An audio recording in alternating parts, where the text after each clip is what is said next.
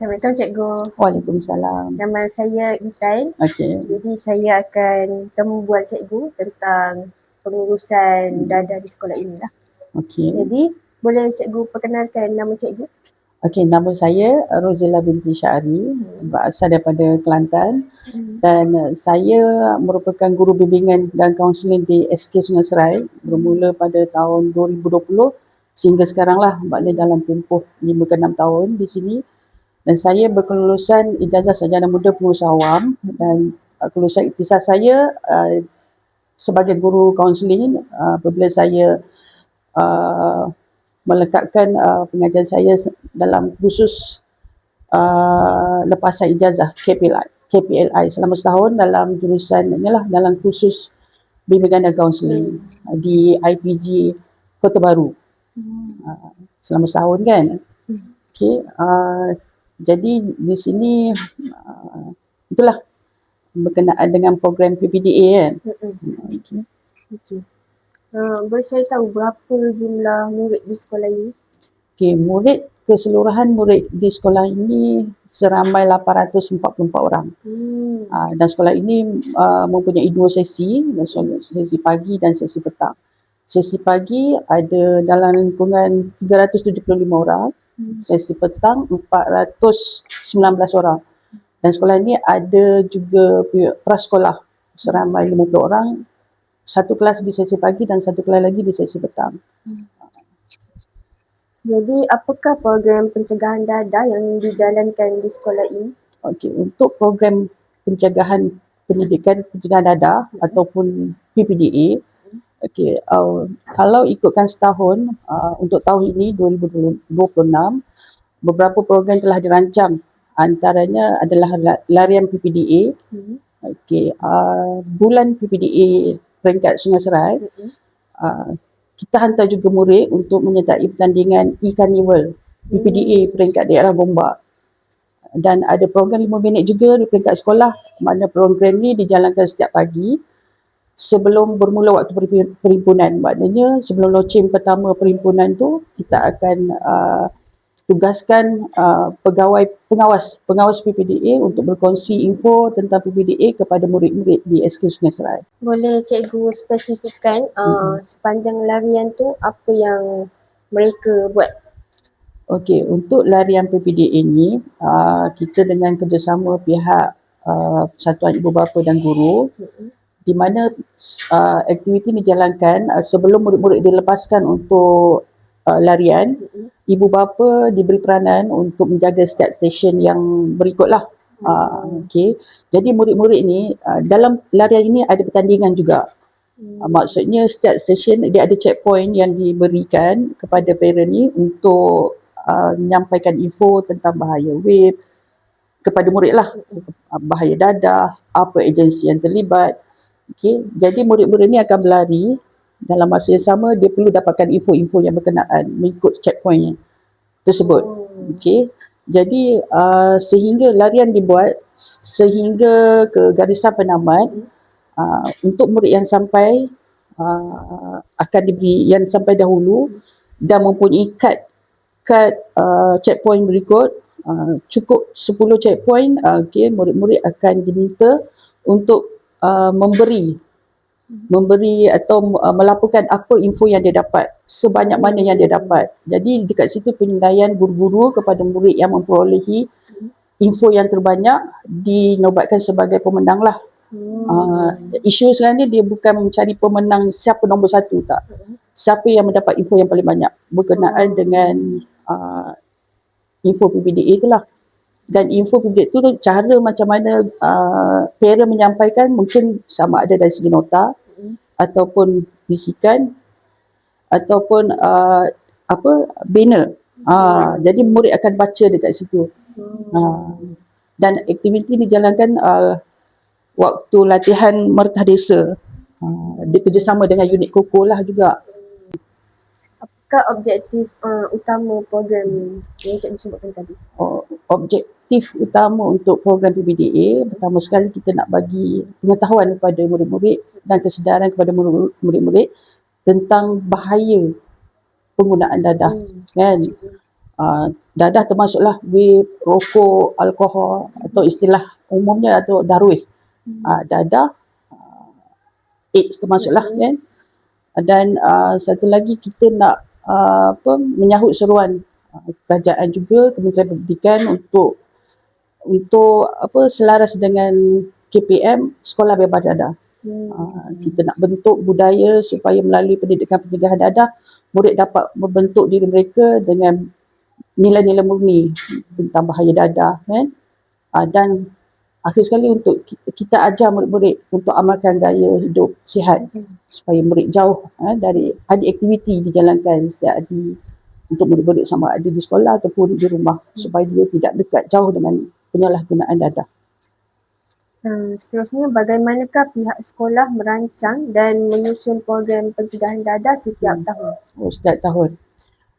Untuk program pendidikan pencegahan dadah, kita ada jawatankuasa bertindak.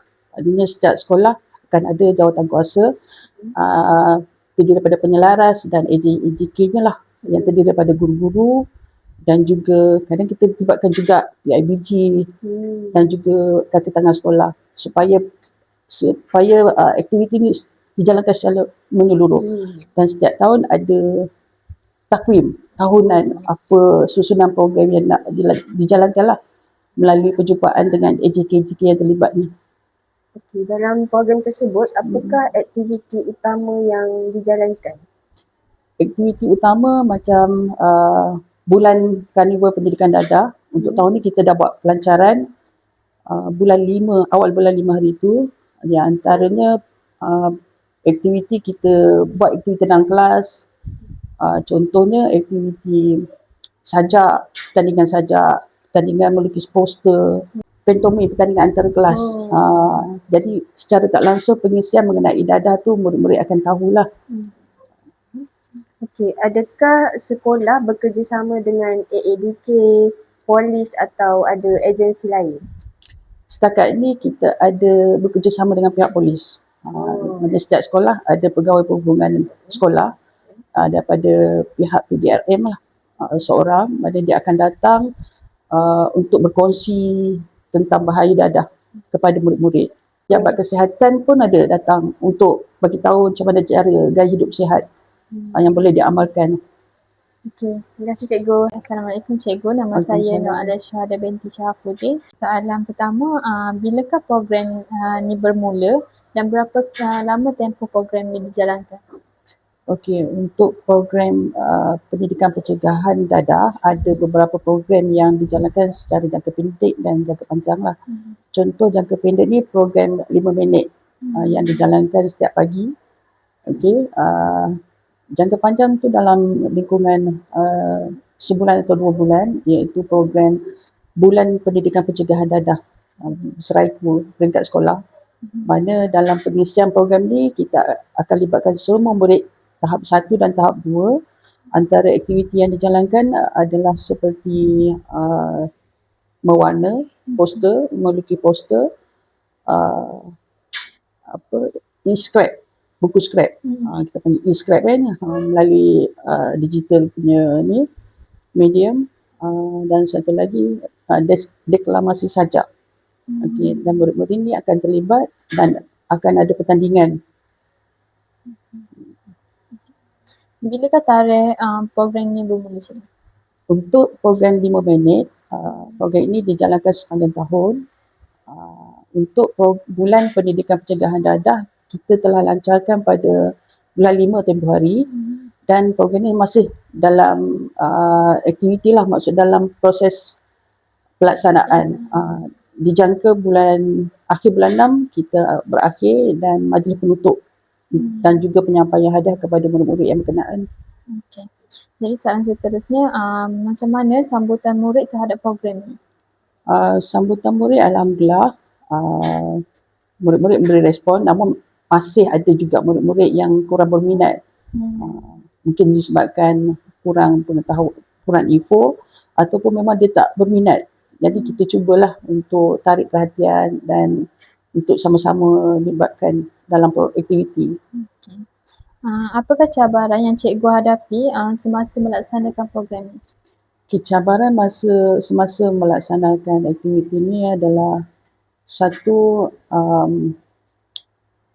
pengaruh media sosial lah. Kadang-kadang kita sampaikan info kepada murid-murid, tapi kadang-kadang media sosial, sebab murid-murid sekarang terdedah kepada media sosial gadget kan, maklumat yang diberikan dalam media sosial tu agak tidak tepat. Jadi kat situ mungkin murid-murid terpengaruh. Yang kedua, pengaruh rakan sebaya. Keinginan murid tu dia nak masuk dalam kumpulan sesuatu, kumpulan tu mungkin mempengaruhi. Mungkin kumpulan ni dia tak berminat pada program PPDA dan sekiranya dia terlibat dengan program PPDA, dia akan tersisih daripada kumpulan tersebut. Jadi mungkin kat situ mempengaruhi minat dia orang. Itu cabaran kami lah. Okay. Sejauh mana program ni berkesan pada pandangan cikgu? Kalau ikut keberkesanan setakat ni, alhamdulillah, kalau dari segi kes di sekolah, kita tak ada kes yang berat lah berkaitan. Ada satu dua, tapi mungkin yang melibatkan WIP, tapi di luar sekolah. Tapi info yang kami dapat, kami akan adakan intervensi lah untuk murid yang berkenaan, tapi tak ramai. Seterusnya, adakah terdapat perubahan sikap ataupun kesedaran murid selepas menyertai program ini? Ya, alhamdulillah, untuk aktiviti yang kami jalankan, murid tahu tentang apa itu bahaya dadah, rokok, vape. So, program 5 minit tu sangat berkesan lah, sebab setiap minggu kita sampaikan info tentang bahaya dadah, vape dan rokok. Jadi murid-murid dapat ilmu tu, dapat info berkenaan. Okey, soalan terakhir, apakah cadangan cikgu untuk penambahbaikan dan harapan cikgu untuk program ni pada masa akan datang? Untuk masa akan datang, untuk penambahbaikan lah, saya teringin untuk libatkan agensi luar, terutama AADK dan Pusat Kesihatan Gombak dan juga pihak penjara lah, pihak penjara. Sebab contoh agensi dadah ada bahan, ada info yang berkaitan dengan bahaya dadah, dan daripada pihak penjara sendiri ada kesan, mungkin ada apa akibat pengetahuan untuk murid-murid akibat apabila terlibat dengan dadah kan. Maknanya benda tu direct daripada pihak agensi tersebut. Itulah kalau diizinkan. Salah satunya takwim pihak sekolah terlalu pack. Jadi kita nak selit. Dan yang kedua, dari segi kadang-kadang kita punya takwim dengan takwim pihak agensi luar tidak match. Jadi kekangan kita dari situlah. Ya. Dan yang ketiga, kalau nak jemput pihak luar, kita terikat dengan peraturan daripada pihak PPD sendiri, permohonan yang melibatkan masa. Contoh kalau pihak luar, kita memerlukan 30 hari permohonan atau 21 hari permohonan untuk dapat kelulusan pihak luar masuk ke kawasan sekolah. Itulah kekangan kita. Tapi yang paling utama itulah takwim sekolah dengan takwim pihak agensi itu sendiri. Kadang diorang kan banyak terlibat dengan aktiviti luar kan. Setakat ni parent PIPG lah, dia terlibat untuk aktiviti macam larian PPDA tempoh hari, diorang sama-sama terlibat. Maksudnya terlibat tu dari segi penyampaian maklumat, sebab setiap larian tu ada stesen yang melibatkan parent untuk sampaikan info pada murid-murid. Okay, terima kasih cikgu kerana sudi meluangkan masa untuk berkongsi tentang program pencegahan dadah ni. Sama-sama.